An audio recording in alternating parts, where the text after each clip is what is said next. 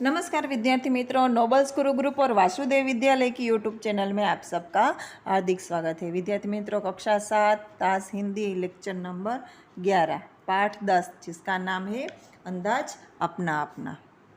किसी भी विषय के संबंध में तर्कपूर्ण सोचना या चिंतन करना, मनन करते हुए अपनी बात को प्रकट करता तार्किक चिंतन कहलाता है। कोई भी विषय हो, उसमें अपनी बात रजू करना, मनन करना मतलब कि सोचना, सोच विचार कर अपनी बात रजू करना, उसको तार्किक चिंतन कहा जाता है। तार्किक चिंतन वैज्ञानिक अभिगमन पर आधारित व्यक्ति की सोच विचार करने की मानसिक प्रक्रिया है। इस मुक्त चिंतन में व्यक्ति अपने जीवन के अनुभव, मान्यताएं और दृष्टिकोण का उपयोग माहिती का पृथक्करण करने के लिए करता है और माहिती की सत्यता तक पहुँच कर निर्णय लेता है। प्रस्तुत इकाई में तार्किक चिंतन के बहुआयामी सोच का विकास विस्तार हो ऐसे विधिपूर्वक कुछ अभ्यास रखे गए हैं।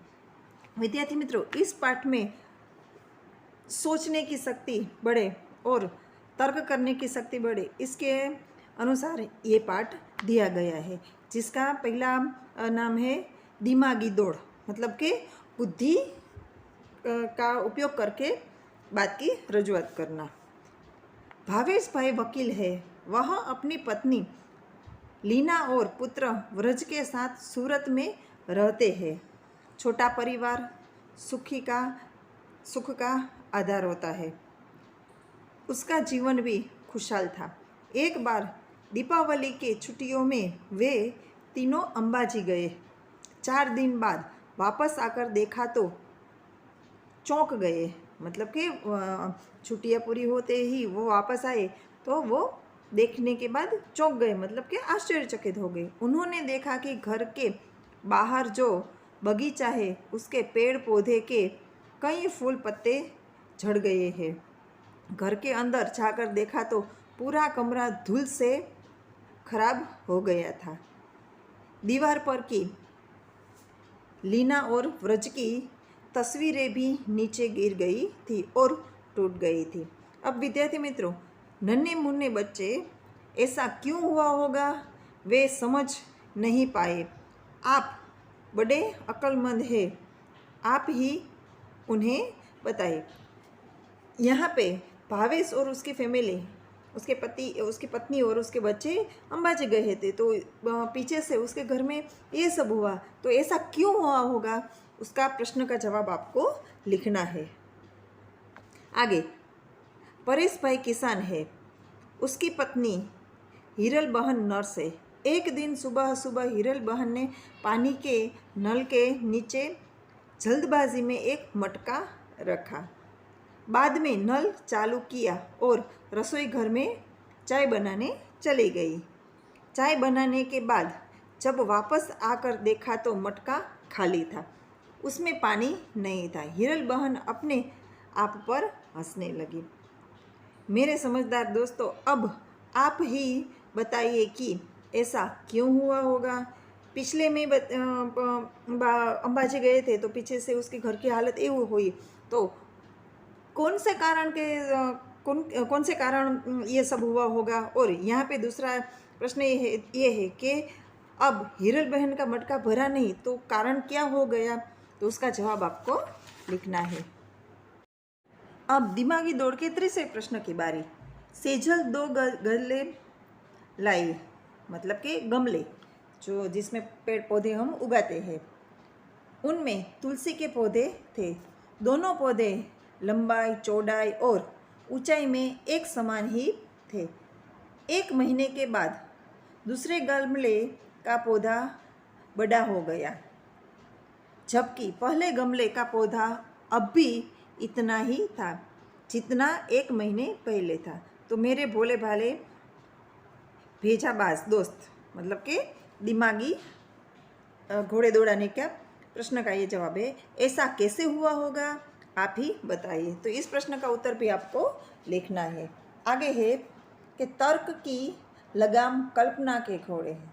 तर्क की लगाम के विचार जो हम करते हैं, जो सोचते हैं, उसकी लगाम होनी चाहिए। मतलब कि बिना सोचे, बिना कोई कारण के विचार नहीं करना चाहिए। जो कारण हो उसके लिए विचार करो तो सही है। और कल्पना के घोड़े मतलब कि कल्पना कि जो हम कल्पना में सोचते हैं, मन में ये सोचते हैं कि हम ये करेंगे, वो करेंगे, ये ऐसा करेंगे, तो उसकी कोई लगाम नहीं होती कि कल्पना के घोड़े कहीं भी दौड़ाए जा सकते हैं।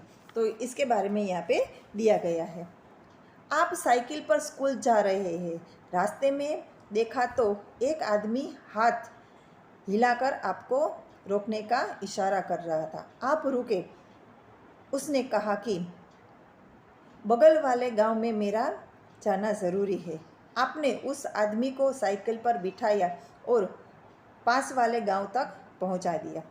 वहां जाकर आपको पता चला कि वहाँ एक जादूगर का कार्यक्रम होने वाला है और वह आदमी उसका सहायक है।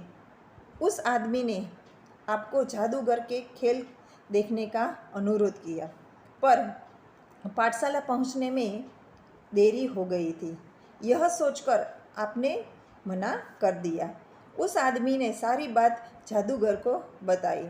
जादूगर ने खुश होकर आपको एक करामती चश्मे दिए गए और कहा कि इसे पहनने से तुम सबको देख पाओ और कुछ भी कर पाओगे। तुम्हें कोई देख नहीं पाएगा। इसका असर एक हफ्ते तक रहेगा। आप चश्मा लेकर वापस अपने गांव की पाठशाला में आए। वहां से घर गए। दूसरे रोज़ नहा धोकर आईने के सामने अपने चश्मा पहना। आईने में देखा तो सचमुच आप गायब हो चुके थे। अब आप ही बताइए कि आप कहाँ कहाँ जाएंगे और क्या क्या करेंगे। विद्यार्थी मित्रों, ऐसा चश्मा आपके पास आ जाएंगे तो ऐसा चश्मा पहनकर आप कहाँ कहाँ जाएंगे और क्या क्या करेंगे। इस प्रश्न का उत्तर भी लिखना है। पूरे दिन की पढ़ाई और खेल कूद के बाद रात को आपकी आंख लग गई। नींद में आपने एक सपना देखा। आप घूमते घूमते बहुत दूर निकल गए। आप नदी पहाड़ों के अद्भुत सौंदर्य में लीन हो गए। मतलब कि वो खूबसूरती इतनी थी कि देखने में आप मग्न हो गए। आपको पता ही न चला और आप चलते चलते जंगल में पहुंच गए। यकायक आपके सामने एक शेर आ जाता है। शेर को देखकर आपको होश आ गया। आप घबरा गए, मारे डर के आंखें बंद कर दी। आपने ईश्वर को याद किया और कहा, काश मेरे पास पंछी की तरह पंख होते। तभी चमत्कार हुआ और आपके हाथ की जगह पंख आ गए। आप उड़कर वापस घर आ गए। आप बड़े खुश थे। जान भी बची और पंख भी मिल गए। सपना टूटा। आपने नींद से आंखें खोली। आपने पाया कि आपको हकीकत में हाथ की जगह पंख मिल गए। तो विद्यार्थी मित्रों, मेरे परिंदे दोस्तों, मतलब परिंदे मतलब के पक्षी, आप बताइए कि आप कहाँ कहाँ जाएंगे और क्या क्या करेंगे। अगर आपके पास हाथ की जगह पंख आ जाएंगे तो आप कहाँ कहाँ जाएंगे और क्या क्या करेंगे। इसके प्रश्न का उत्तर भी आपको लिखना है। इस बार आपको मज़ेदार और अनोखी कसौटी होने वाली है। एक बड़ा जहाज आपको निर्जित द्वीप पर ले जाने वाला है। वहाँ केवल मिट्टी, कंकर, पत्थर, पहाड़ और समुद्र पानी ही है। मेरे बुद्धिमान दोस्तों, वहाँ एक हफ्ते तक खुश चैन से रहने के लिए आप अपने साथ क्या क्या ले जाएंगे, सूची बनाइए। तो विद्यार्थी मित्रों, आपको एक जहाज़ में बिठाकर जहाँ चारों ओर पानी हो और केवल सिर्फ मिट्टी, कंकर, पत्थर, पहाड़ और समुद्र ही हो और चारों तरफ पानी पानी फैला, उस जगह पर आपको सुख चैन से आराम से रहना है। तो आपको उस जगह पे ले जाया जाएगा।